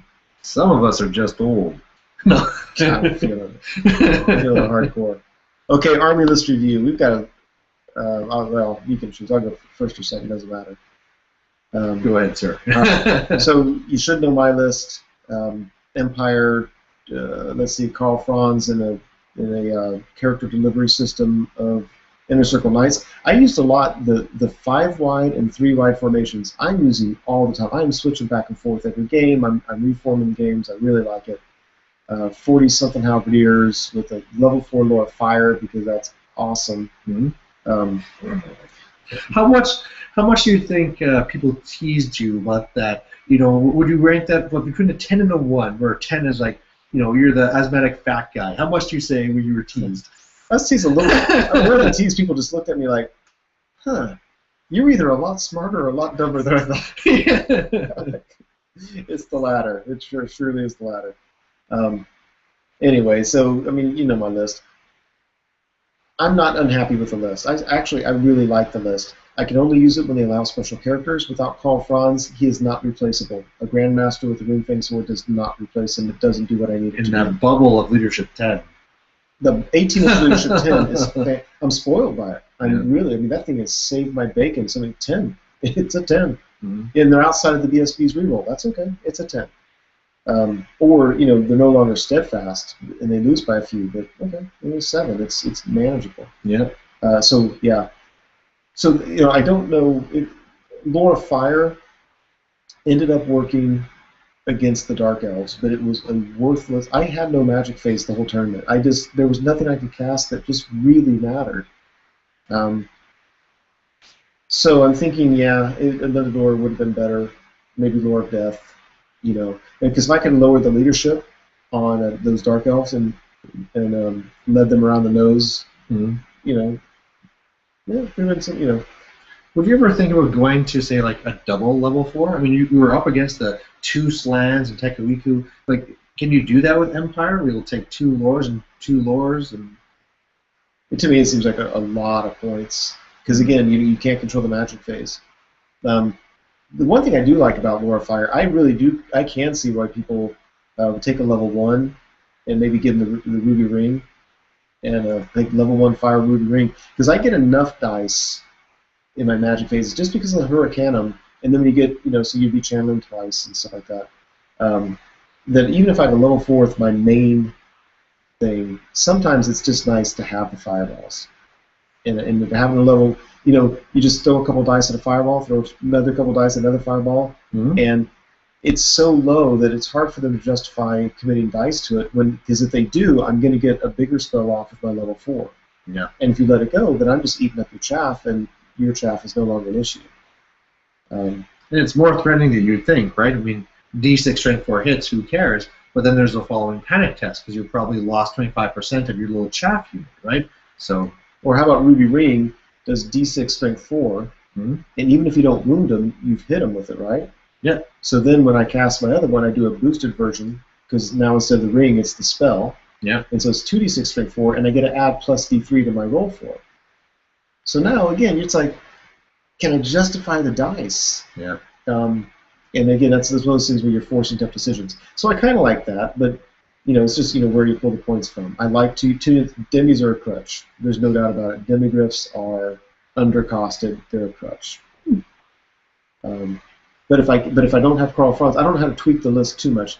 I don't. The handgunners, I still complain about them, but they're actually games. They actually really did help. They just put a wound here and there, and it just kind of helped. But without Carl Franz, like you don't have special characters, my list totally changes. I don't know what I do, but I do. Your banishment list again, figure? Or? That'd be my knee jerk, because with a light council, you can do what you need Carl Franz. You need Carl Franz to kill stuff that has a 1-up armor save, and especially if it's multi-wound, he's brilliant. Would you be more tempted to go back to Beastman? No, not necessarily. I'm trying, guys. I'm trying. I love Beastman. I don't need that frustration in my life. I mean, I could be tempted. We'll talk more about Anthony and his Bretonnians, but I'd be more tempted to go to Bretonnian than Beastman, because with Heroic Killing Blow, that's kind of what Carl Franz does. Carl Franz just does it better. But so you're gonna jump on his bandwagon? That's what you're saying? Yeah. He played Bretonnian well before me. Yeah. That's what I. All right, do your list review. Sure. Mine's probably the more goofy one because my list was it was a Valorian list. I had my Goblin War Boss with a Wizarding Hat and Shield. That was clearly a little bit silly. I have my Night Goblin BSB. I have the Savage Orc Biggins. I have the 3 units of the Night Goblin, so I can jump around and have the big problem is chaff, so having the fanatics to kill off those and things trying to get to my bunker. And then I have the trolls. I have the 2 troll hordes and 1 river troll hordes. Now, this is I can't just say straight up like, oh, this is just a fun list, because this list has the potential to win a tournament, right? It's a list that can score the really big numbers.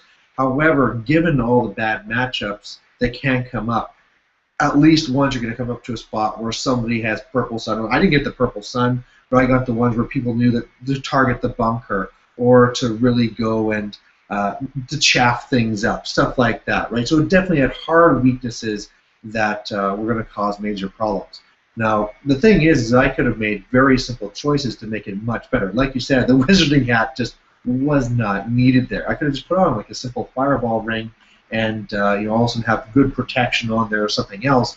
Or as well, I could have had dropped the River Trolls. I think the River Trolls were definitely the big thing to drop, because as nice as they are, that's 720 points for 16 River Trolls. And that can do a lot of other things. Also, I can get my War Machines in there, all of my chaff. If I want to go with Mangler Squigs or whatever, there's a lot of other things I could do, right? I can also be getting a level 4 back in there again with the Foot of Gork. So, and you're not spread so wide. Yeah. Because that's part of your problem too. Is you've got 4 hordes. I mean, you take up the whole damn board. Yeah. It's interesting. Normally in a list, I need to keep my Savage Orcs by the general so they don't get baited around. In this list, I'm controlling the 3 hordes of trolls, and the Savages, just take the other side of the board and go crazy. I don't care. But, there are definitely ways to make it more competitive, but it was a lot of fun. So, I don't know what else to say about it. Okay. All right. Well, I'm checking for comments. Mm-hmm.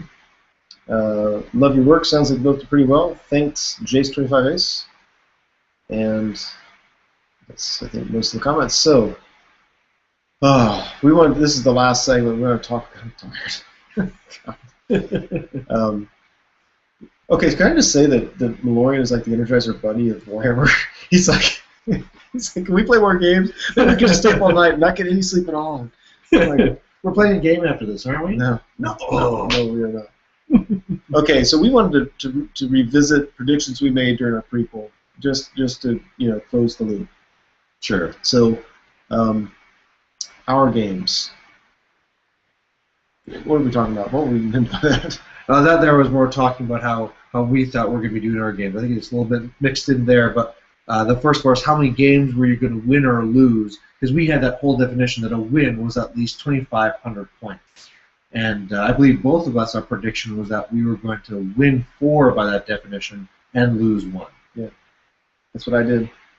I didn't. I went 3 and 2. So I had 2 games where I got fewer points. And one of those was the Tomb King ones where it could have gone way better. But you can't go back and look at one game because all of a sudden if I do better there, I'm getting a harder opponent for the next game. Right, yeah. But I fell short. That's what comes down to that prediction. Yeah.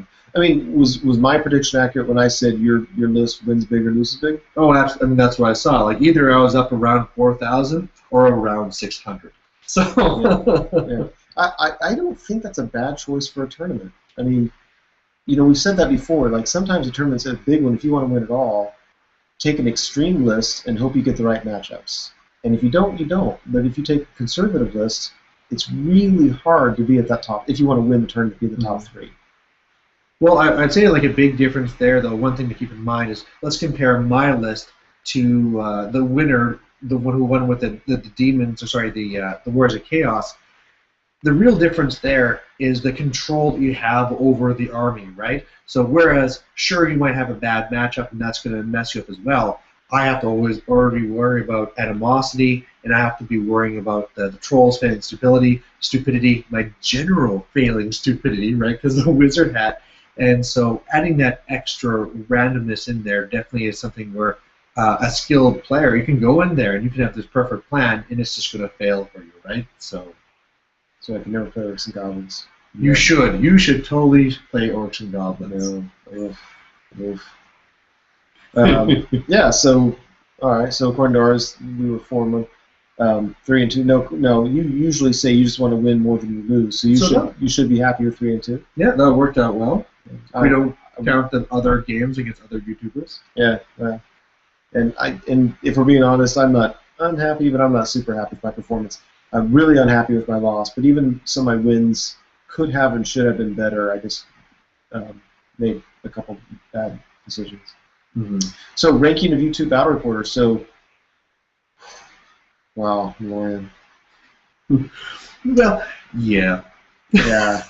I think this is justice from last year. So last year, there was kind of this spirit of camaraderie, especially with me and Malorian, and Anthony was down, and we're talking about, this Team YouTube I'd never heard of before, but apparently it's a thing now. And so, it's like, we're not really a club, but that's kind of cool. And the next thing I know, it's over, and Malorian's like, well, I won Team YouTube. I'm like, I didn't know we were, okay, this isn't a team. So I think I'm pretty sure you didn't come in first because I came in first. Oh, for this one? This one. Yeah. Yeah, so Team YouTube. So I took 14th place in the tournament out of 92. Yeah. I won a top 10, so I'm not thrilled, but I'm not unhappy. You only beat like 90 other people. That's like... it's less than 80. Mr. I don't do math. It's Orca-Goblin math. That's right. Close enough. And I beat Anthony only by 1, so I took 14th. He was 15th place. But most importantly, you beat Anthony from State of the Center. That's what I just said. No. But it's not just by 1 point. It's just you beat him. I beat him, yeah. 1 point doesn't matter. I mean, hey, a win's a win, and that was an L. But he did it with Bretonia, so hats off to him. He was getting some big victories with Bretonia. I mean, I thought that was pretty impressive, pretty cool. Mm-hmm. And he won Best in Race for Bretonia. And I didn't win it for Empire, so. So, round out, I'll let you finish off. Well, I mean, really, if we look at it, so you were at 14th place, and this is, best overall. So we have silly stuff in there like painting and all that stuff, little feel-good things. But you're at 14th place. Then Anthony's at 15th place. Okay, let's take a little walk. Take a drink. Okay, now we're at me. I'm at, 49th place. 49. Jeez. Yeah, it was Orcs and Goblins can't even count that high. Right, exactly. And then below me, you're gonna have the guys from Long Island War Games. So you have, Nick, and then down below you have Chris. Now, I don't know where in that the other two that we were, well, not so much us, but they were being compared on the other show, on the Warhammer Weekly. You also had the tuna sandwichify and stuff. But clearly, if I beat him when we're playing, he's going to be below me. But where he fell with the Long Island Wargaming guys, I'm not sure about that. Plus, there's also the Warrior Vault. I'm not sure where he fell in there as well. But yeah, as far as this goes, at least I was in the top 3 of us guys, and that's not bad. Yeah. It's a far down third, but yeah, it's a medal. All right on, okay. So, I guess, let's see. Well, I guess our reactions to these things. What's the biggest surprise to you for where these things fell? I thought you would have done a lot better. I thought your list was brutal. I mean, I thought your list was brutal. Yeah. Because, when I saw it, it was like, okay, great. The trick is to get rid of the general. But I can't target the general. I can target the general's unit, but even if I destroy it, which I did, I mean, I totally demolished that thing. Yeah. He just goes to the bunker. And all you have to do is keep, God, if you just didn't cast spells with that guy, you would have rocked my world. You probably would have won big, I mean... Well, you're being so nice to me. You're giving me a place to stay. You're driving me around. I was like, let's throw the guy a bone. Yeah, I appreciate that. I appreciate that. And I'm thinking, and you spent 100 points for the privilege of having him cast spells and die. Indeed. Yeah. Yeah, I know. I mean, I would say there's 2 big fallings to what happened. One with me just, having this list where I'm throwing these dice. Like, there's times during the game where it's like, I know this spell's not going to do much, and I'm throwing 6 dice at it, right? It's not just our game, it's games going all the way through.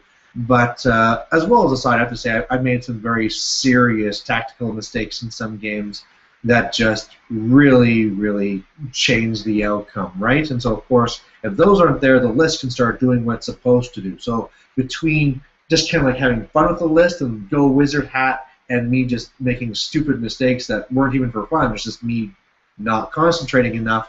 It's definitely a lot lower than I would have thought I would place. Another thing I could have done too is, like I said, this is best overall.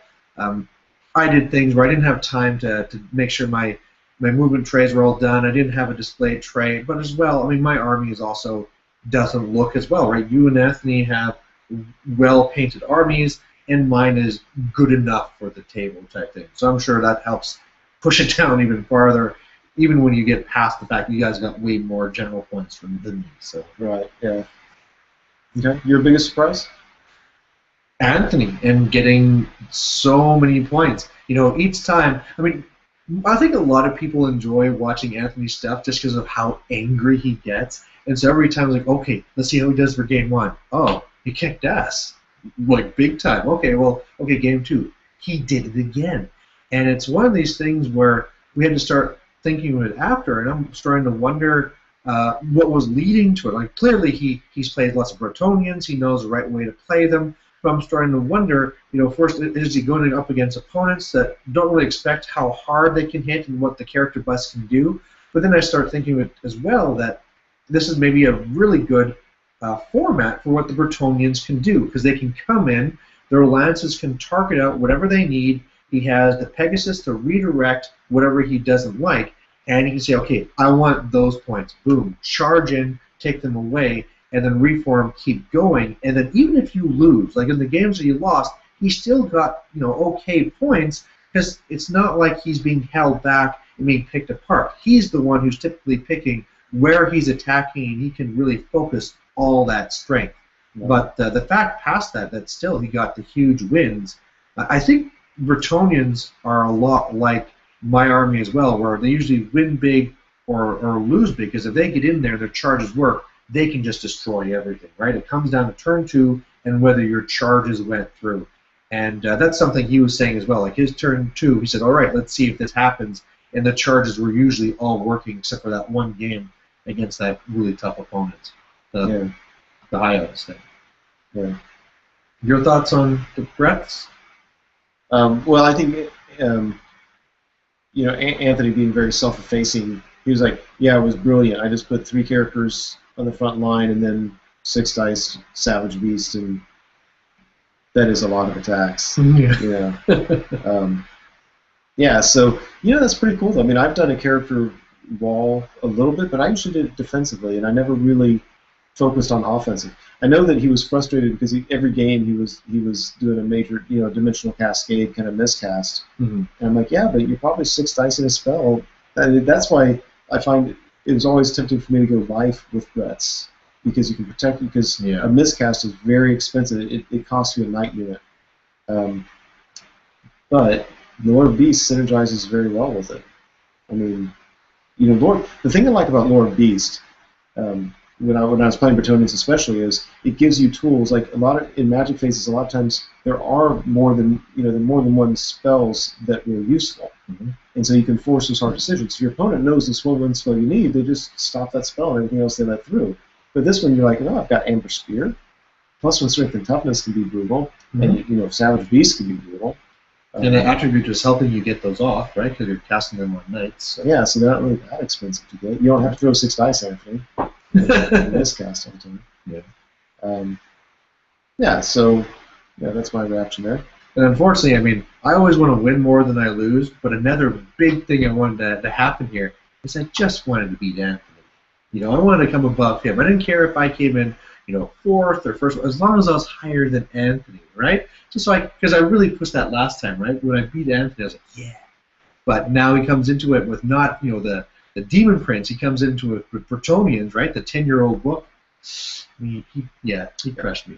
And didn't he do better than he did last year? I don't think he came in 15th place last year. I'm not sure about that.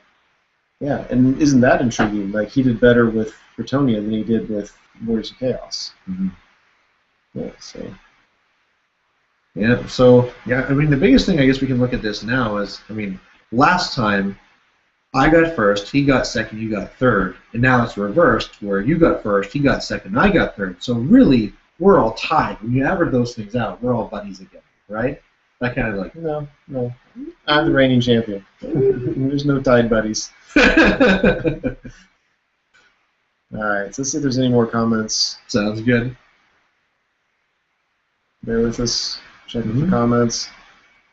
This is way faster than it used to be, so this is better.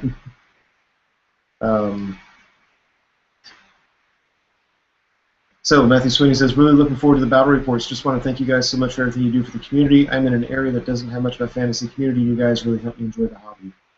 You're welcome, and thank you. That is a problem, man.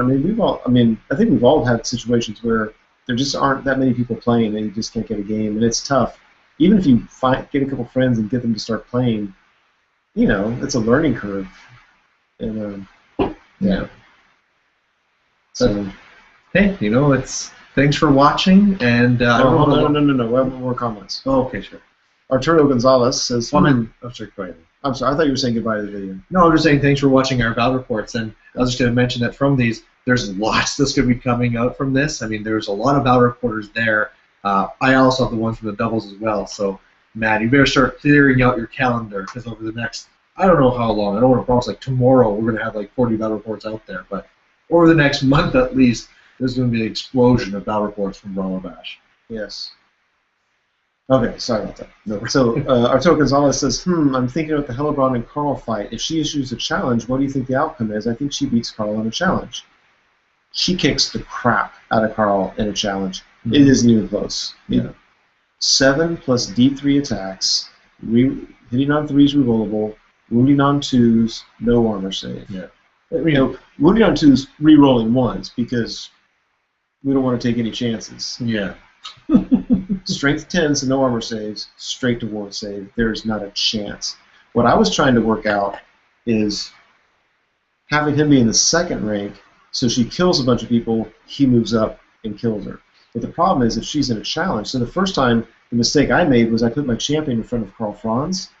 So when we went up, he had to get a challenge with her and the champion, or else she couldn't attack anybody. Well, once she did that, I can't attack her. It was dumb.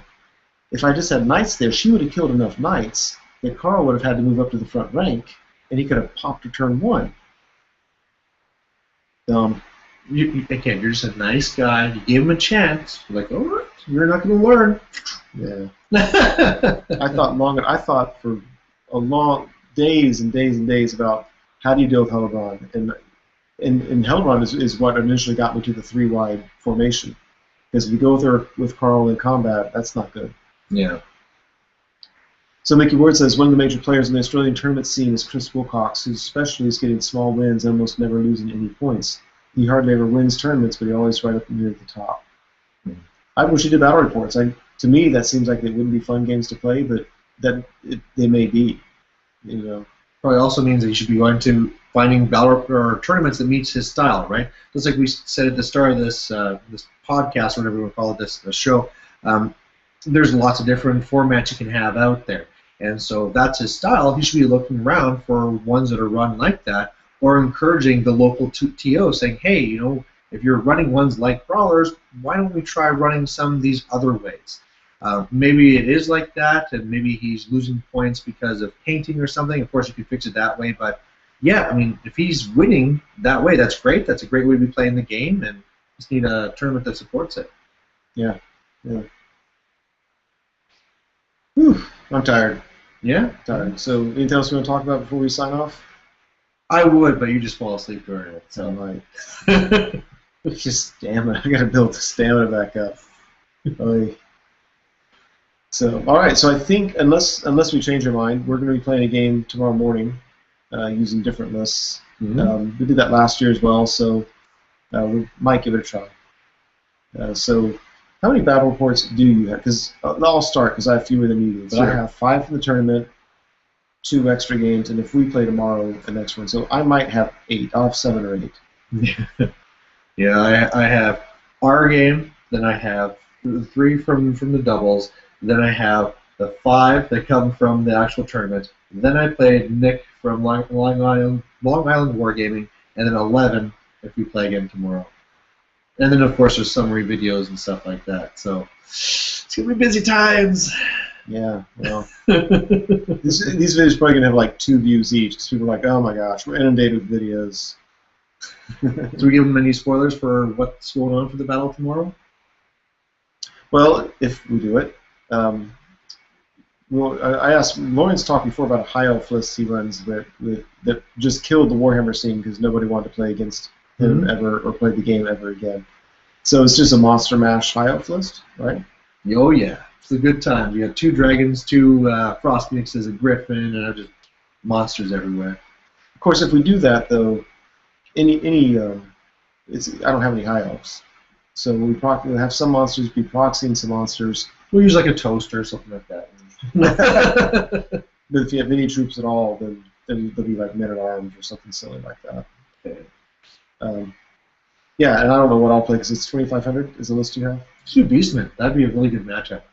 Yeah, it'd be fantastic. Well, Beastman with Occams can take care of anything. Yeah. But yeah, so I mean, I don't know. I assume I'd use my Light Council list just to see how it matches up. So maybe. All right. All right. That's it. Hope you enjoyed it. Thanks for watching, guys.